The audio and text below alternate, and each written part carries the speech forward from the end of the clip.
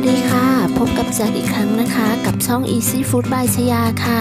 วันนี้แจ็คมาชวนเพื่อนๆทำคัพเค้กฮอกไกโดไส้ครีมทุเรียนกันค่ะคัพเค้กฮอกไกโดสูตรนี้นะคะเนื้อเค้กนุ่มละมุนทำง่ายสอดไส้ด้วยครีมทุเรียนหอมอร่อยทานลืมอ้วนแน่นอนค่ะเพื่อไม่ให้เสียเวลาเราไปเริ่มทำกันเลยค่ะก่อนอื่นเราจะมาทำครีมทุเรียนกันก่อนนะคะเริ่มจากการเตรียมวัตถุดิบค่ะก็จะมีน้ำกะทิเนื้อทุเรียนน้ำตาลทรายแป้งข้าวโพดเกลือและไข่แดงนะคะขั้นตอนแรกเราจะนำเนื้อทุเรียนไปปั่นก่อนค่ะนำเนื้อทุเรียนไปปั่นให้ละเอียดนะคะในส่วนของเนื้อทุเรียนนั้นเพื่อนๆก็สามารถเลือกใช้พันธุ์ที่เราชอบได้เลยนะคะวันนี้แจ็คใช้เป็นชะนีสุกงอมค่ะเนื้อทุเรียนที่นำมาทำครีมเราก็เลือกที่สุกมากหน่อยนะคะแต่ว่าก็อย่าให้สุกจนแฉะเกินไปจนเป็นปลาร้านะคะเพราะว่ากลิ่นจะแรงเกินไปค่ะต่อไปนำไข่แดงนะคะมาใส่ภาชนะค่ะตามด้วยน้ำตาลทรายและเกลือค่ะไข่แดงนะคะเป็นไข่จากไข่ไก่เบอร์2นะคะจำนวน2ฟองค่ะจากนั้นคนส่วนผสมให้เข้ากันค่ะจนมีสีเหลืองอ่อนนะคะเสร็จแล้วก็ใส่แป้งข้าวโพดลงไปค่ะแล้วก็คนส่วนผสมให้เข้ากันค่ะคนไปเรื่อยๆจนไม่เหลือเม็ดแป้งนะคะถ้าไม่มีแป้งข้าวโพดก็อาจจะเลือกใช้เป็นแป้งกวนไส้ได้ค่ะจากนั้นค่ะนำเนื้อทุเรียนที่เราปั่นไว้นะคะใส่ลงไปค่ะจากนั้นก็คนส่วนผสมให้เข้ากันอีกครั้งหนึ่งค่ะพอคนส่วนผสมเข้ากันดีแล้วเดี๋ยวเราจะพักไว้นะคะต่อไปเราจะนำกะทิค่ะนำกะทิไปตั้งไฟให้พออุ่นๆนะคะตั้งไฟด้วยไฟอ่อนค่ะตั้งแค่พออุ่นๆไม่ต้องให้เดือดนะคะพอกะทิอุ่นได้ที่แล้วก็ให้เราปิดไฟค่ะจากนั้นก็นำกะทิอุ่นๆนะคะไปใส่ในส่วนผสมของไข่แดงและเนื้อทุเรียนที่เราทำไว้เมื่อสักครู่นี้ค่ะจากนั้นก็คนส่วนผสมให้เข้ากันนะคะคนส่วนผสมให้เข้ากันเสร็จแล้วเดี๋ยวเราจะนำไปตั้งไฟค่ะนำส่วนผสมที่ได้นะคะไปตั้งไฟค่ะโดยใช้ไฟอ่อนนะคะแล้วก็ใช้ตะกร้อมือค่ะคนตลอดเวลานะคะคนจนครีมข้นแล้วก็เดือดนะคะพอครีมข้นแล้วก็เดือดแล้วก็ให้เราปิดไฟได้เลยค่ะจากนั้นก็นำไปใส่ถ้วยแล้วก็พักไว้ให้เย็นนะคะต่อไปเราจะไปทำตัวคัพเค้กกันค่ะเริ่มจากการเตรียมวัตถุดิบนะคะก็จะมีไข่ไก่เบอร์2 4 ฟองค่ะแป้งเค้กผงฟูเกลือน้ำมันพืชนมสดกลิ่นวานิลาครีมออฟทาท่าและน้ำตาลทรายค่ะอัตราส่วนและปริมาณเพื่อนๆดูได้จากรายละเอียดและคำอธิบายใต้คลิปนะคะขั้นตอนแรกค่ะให้เราแยกไข่ไก่นะคะแยกไข่แดงและไข่ขาวออกจากกันค่ะจะใช้เป็นไข่ไก่เบอร์2นะคะจำนวน4ฟองแนะนำให้เพื่อนๆใช้เป็นไข่ไก่สดใหม่ค่ะจากนั้นค่ะนำน้ำมันพืชและนมสดไปผสมรวมกันแล้วก็นำไปเวฟให้อุ่นค่ะจากนั้นพอเวฟให้อุ่นเสร็จแล้วก็นำมาใส่ภาชนะค่ะตามด้วยแป้งแล้วก็ผงฟูและเกลือค่ะร่อนแป้งผงฟูและเกลือลงในส่วนผสมของนมสดและน้ำมันพืชอุ่นนะคะจากนั้นก็ใช้ไม้พายค่ะคนส่วนผสมให้เข้ากันในขั้นตอนนี้ถ้าใครถนัดเป็นใช้ตะกร้อมือก็ได้นะคะส่วนผสมจะมีความข้นนะคะแล้วก็จับตัวเป็นก้อนแบบนี้ค่ะจากนั้นให้เราใส่ไข่แดงค่ะจะใส่ทีละ2ฟองนะคะเพื่อสะดวกในการคนให้เข้ากันค่ะถ้าเราเลือกใช้เป็นไข่สดใหม่นะคะครีมของเราก็จะไม่มีกลิ่นคาวไข่นะคะคนส่วนผสมทั้งหมดให้เข้ากันจนเป็นเนื้อเนียนนะคะแบบนี้ค่ะจากนั้นก็ใส่กลิ่นวานิลาลงไปค่ะแล้วก็คนต่อให้เข้ากันนะคะเสร็จแล้วเราก็จะพักส่วนผสมนี้ไว้ค่ะต่อไปเราจะไปตีไข่ขาวค่ะใช้ไข่ขาวจากไข่ไก่เบอร์2นะคะจำนวน4ฟองค่ะเปิดสปีดปานกลางค่อนไปทางสูงนะคะตีให้ขึ้นฟองหยาบเล็กน้อยจากนั้นใส่ครีมออฟทาท่าค่ะ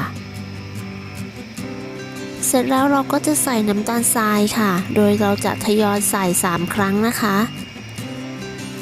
ในขั้นตอนของการแยกไข่เพื่อนๆก็ระมัดระวังในการแยกไข่อย่าให้มีไข่แดงติดมาในไข่ขาวนะคะ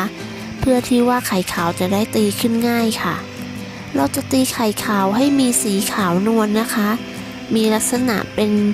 ริบบอนค่ะแล้วก็ตั้งยอดอ่อนค่ะ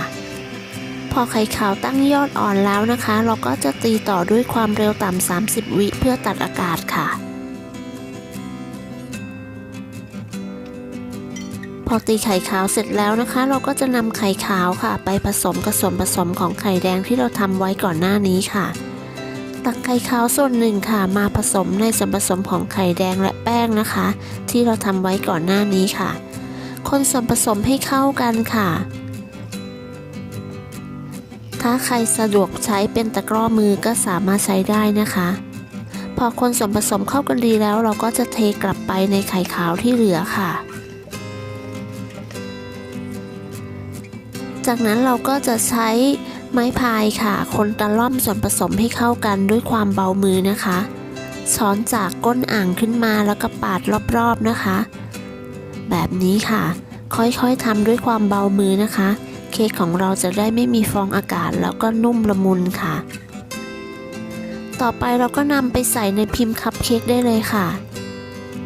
ใส่ในปริมาณที่เกือบเต็มนะคะประมาณ3/4ของถ้วยคัพเค้กค่ะแต่ละถ้วยแจ็คใส่ในปริมาณ40 กรัมรวมน้ำหนักถ้วยคัพเค้กนะคะ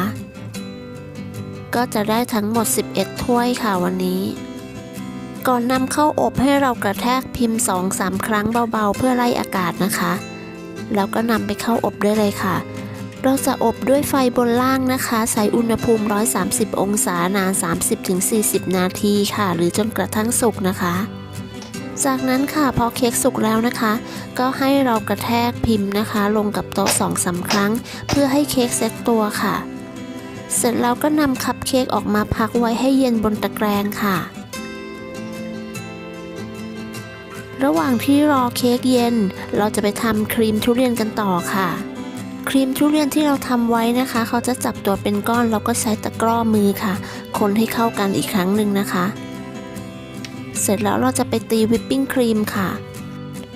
ในขั้นตอนแรกเราจะตีวิปปิ้งครีมให้ขึ้นฟูแค่ 50% ก่อนนะคะแล้วเราก็จะนำครีมทุเรียนใส่ลงไปค่ะพอตีวิปปิ้งครีมขึ้นฟูสัก 50% แล้วเราก็จะใส่ครีมทุเรียนลงไปค่ะในวิปปิ้งครีมนี้นะคะแจ็คจะไม่ใส่น้ำตาลไอซิ่งแล้วนะคะเพราะว่าเราจะได้ความหวานจากครีมทุเรียนแล้วค่ะในการทำครีมทุเรียนนะคะก็แนะนำให้เพื่อนๆลองชิมทุเรียนของเราก่อนนะคะถ้ามีรสหวานมากเนี่ยเราอาจจะปรับลดน้ำตาลได้นะคะหรือถ้าเราใช้วิปครีมที่มีรสหวานเราก็อาจจะลดน้ำตาลลงอีกได้นะคะแล้วแต่ความชอบของเราเลยค่ะทำครีมทุเรียนเสร็จแล้วเราก็จะพักไว้ในตู้เย็นก่อนนะคะพอจะใช้แล้วก็ค่อยนำออกมาค่ะต่อไปเราจะมาเจาะรูคัพเค้กนะคะใช้มีดเจาะลงไปเป็นลักษณะเครื่องหมายบวกแบบนี้ได้เลยค่ะพอเจาะจนครบทุกถ้วยแล้วนะคะเราก็จะมาบีบครีมทุเรียนกันค่ะนำครีมทุเรียนที่เราทำไว้นะคะมาใส่ถุงบีบค่ะแล้วก็ใส่หัวบีบให้เรียบร้อยนะคะแล้วก็บีบลงไปในรูที่เราทำไว้ค่ะหัวบีบที่แจ็คใช้ในวันนี้เป็นหัวบีบ 1M ค่ะครีมทุเรียนสูตรนี้นะคะบอกเลยว่าอร่อยถูกใจมากๆค่ะไม่หวานมากนะคะแล้วก็หอมทุเรียนมากด้วยถ้าเพื่อนๆชอบเค้กที่มีครีมเยอะๆก็ลองบีบเยอะๆได้เลยค่ะไม่ต้องกลัวเลี่ยนนะคะ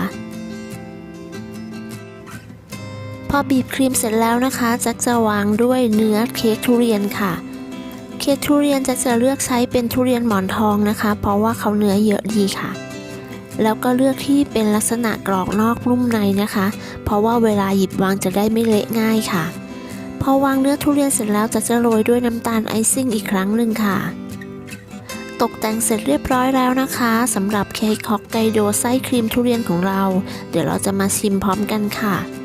เนื้อเค้กมีความนุ่มมากนะคะนุ่มละมุนมากค่ะในส่วนของครีมนั้นก็อร่อยแล้วก็หอมทุเรียนมากๆเลยค่ะถ้าเพื่อนๆชอบเค้กทุเรียนก็อย่าลืมลองทำเมนูนี้ดูนะคะ